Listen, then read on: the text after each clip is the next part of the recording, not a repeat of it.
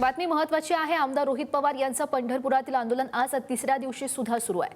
त्यांनी सरकारला आज संध्याकाळपर्यंतचा अल्टिमेटम दिलाय आणि या आंदोलनाला पाठिंबा देण्यासाठी शशिकांत शिंदे दाखल झालेले आहेत, तर मनोज जरांगे पाटील, माजी खासदार राजू शेट्टी आणि काँग्रेसचे प्रदेशाध्यक्ष हर्षवर्धन सपकाळ सुद्धा उपस्थित राहणार आहेत। आज कृषी मंत्री दत्तात्रय भरणे यांच्या समवेत चर्चेची शक्यता आहे।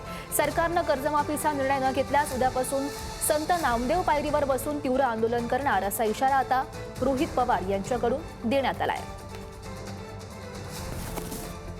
तीन वेळा कृषी मंत्र्यांशी बोलणं झालं। कृषी मंत्र्यांनी हेच सांगितलेलं आहे की मुख्यमंत्र्यांशी आमचं बोलणं झालंय आणि मुख्यमंत्र्यांशी बोलून आपण एक चर्चा करू, मंगळवारी भेटू, एवढंच त्यांच्याकडनं सांगितलं। अजून दुसरं कुठंच काय आम्हाला आश्वासक या सरकारकडनं अजूनपर्यंत सांगितलं गेलं नाही। हे काय शेतकऱ्याला जे काही तुमच्या अटी आहेत त्या परवडणाऱ्या नाहीत, त्यामुळे शेतकऱ्याच्या बाजूने सरकारला निर्णय तर घ्यावाच लागेल आणि जर शेतकऱ्याच्या बाजूने सरकारने निर्णय नाही घेतला तर मग सरकारला हे परवडणार नाही। तर मला असं वाटतं ठीक आहे, अंत पाहायचा पहा, आम्ही काही इथून हटणार नाही, आम्ही थांबणार नाही। आज इथं बसलोय, उद्या जाऊन आम्ही श्री नामदेव पायरीच्या इथं जाऊन बसू। तर आंदोलनाच्या स्थळी नेमकी काय परिस्थिती आहे जाणून घेऊयात। आमचे प्रतिनिधी माऊली डांगे आपल्या सोबत आहेत। माऊली, आपण फक्त शशिकांत शिंदे त्या ठिकाणी पोहोचल्याचं समजताय, काय सध्याची परिस्थिती? नक्कीच गौरी, आपण बघितलं तर गेले आज आंदोलनाचा रोहित पवारांचा अन्नत्यागाचा तिसरा दिवस आहे। गेले 3 दिवसापासून फक्त सातत्याने चर्चांच्या फेऱ्या सुरू आहेत। आपण एकंदरीत पाहिलं तर आज सकाळी राजू शेट्टी सुद्धा या ठिकाणी आंदोलनाला भेट देणार आहेत।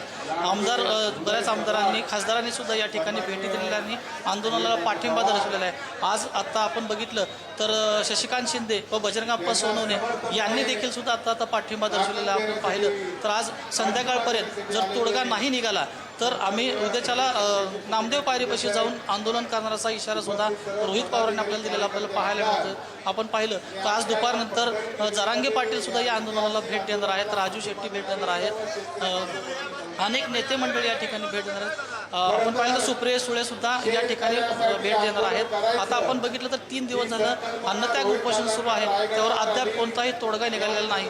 परंतु जे सरसकट शेतकऱ्यांची कर्जमाफी आहे ही व्हावी, 2 लाखापर्यंत शेतकऱ्यांचं कर्ज माफ व्हावं, ह्या ज्या जाचक अटी आहेत त्या अटींना त्यांनी शिथिल कराव्यात, त्याला शेतकऱ्यांना कुठल्याही अटी लावू नये, अशा मागणीसाठी अन्नत्याग सध्या गेल्या 3 दिवसापासून आमदार रोहित पवार करताना आपल्याला पाहायला मिळतं। गौरी, नक्कीच माऊली, या सगळ्या घडामोडींवर तुम्ही असंच लक्ष ठेवून राहा। तुर्तास धन्यवाद दिलेल्या सगळ्या सविस्तर माहितीसाठी।